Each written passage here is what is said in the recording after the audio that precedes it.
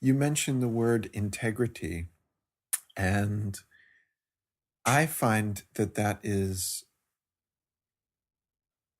how you seem to work with people, um, that you become aware of whether whether someone is in their integrity or not, and it sort of becomes apparent in the dialogue or in the space that you share together, and it's that integrity is it, whether it's in or out, is the key to the next step, or what's possible for an individual. Would you agree? Does that sound right? Well, I think it does sound right, Ryan. It's also the only possible thing that we can keep asking ourselves. Is this right for me? Does this feel like the truth for me? And that's such a difficult question to ask ourselves because there's so much of our bullshit, really, that's in the way of us really seeing it. Am I in my truth at this moment? Or is it actually a convenient truth for me to say that? We can so easily be in a convenient truth. And very often the truth isn't convenient. It isn't straightforward. It isn't a kind of an easy place. The truth is not necessarily easy. And so when we talk about being in our integrity, does that feel right for you? Okay, you say it feels right for you. Now look again. Are you sure that's right for you? And so that I will insist on looking again and really feeling out this space. Then somebody may say, well, actually, I don't know. I'm not sure. Okay, so just stay in that not knowing. Because again, it's once we say, oh, I know it's right, then we're not open to the possibility of allowing in the unknown.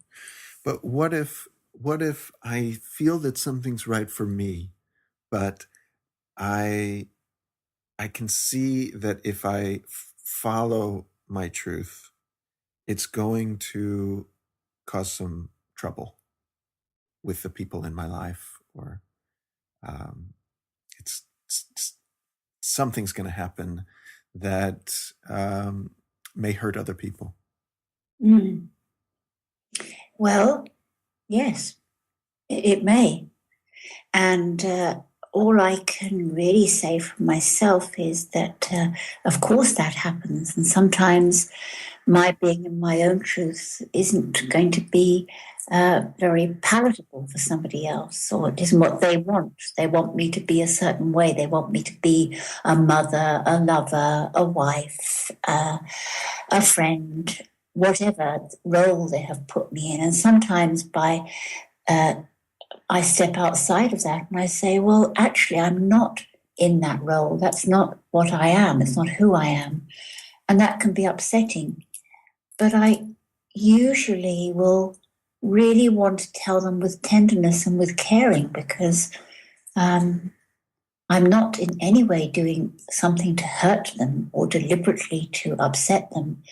I'm saying, hey, I don't think that quite fits for me. I can see what you're saying or how you might feel about it, but it's not me. It's not my truth. It's not right for me. This is right for me. And I caused quite a bit of upset in my life by saying that. And I try to say it with as much, as gently as I can, because I don't want to upset somebody for the sake of it. I just have to be very attentive to what feels within my own integrity and try to explain that to them. And sometimes they understand, and sometimes they say, yeah, I can see that.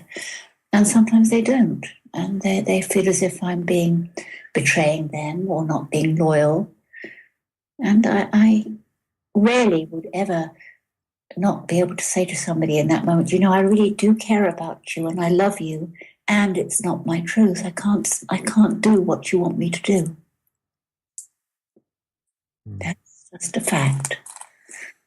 Will happen all the time if we're being, when we're in this adventure, the life adventure. What will happen quite regularly in our life adventure. So is it always important? Is it always the most important to follow your truth? Well, I don't really have any option. I mean, I'm not going to be becoming pedantic for the sake of it. And I also don't insist on the truth if I feel that somebody isn't. I mean, if I bump into somebody and they say something and that seems to me absolutely absurd, I'm not going to stand there and argue that one out with them, because they may not be ready to move out of that particular viewpoint at that time.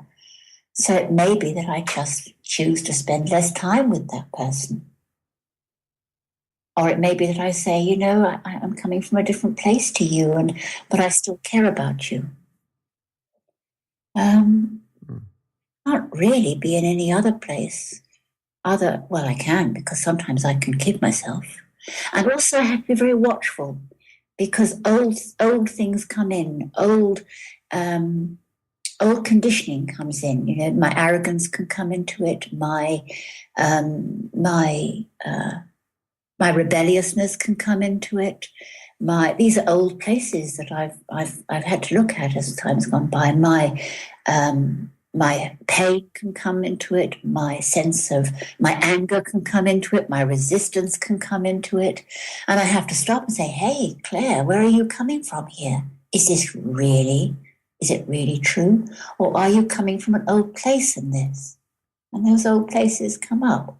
I sometimes catch myself being a little arrogant, quite arrogant, and stop and say, hey, that's an old story. You don't have to go there. So I constantly have to question everything that I do. I don't do things lightly. I don't make a statement of, but this is my truth, without really feeling out what feels without old stories, without old trips. Often we carry old stuff, and we come from a place of resistance, of anger, of resentment. Just a shadow even can take us 1,000 miles away from the truth. Just the old shadow of that stuff, and we're no longer in clarity. And if our clarity carries that ego place with it, you can be sure it's not clarity. It's coming from an old place. So I have to sit with it. I have to really feel it through. I have to really look. And say, well, as far as I know, that feels right for me right now. And I will look at it again. I'll come back to it and I'll revisit it. But right now, that feels right for me. I can never be sure that I can be. Sometimes I come into another level, another frequency, and it is so, and it feels so. And at that moment, it's without any old energy. It just is so, the way it is. And I know when it's as it is in this moment. That's really beautiful.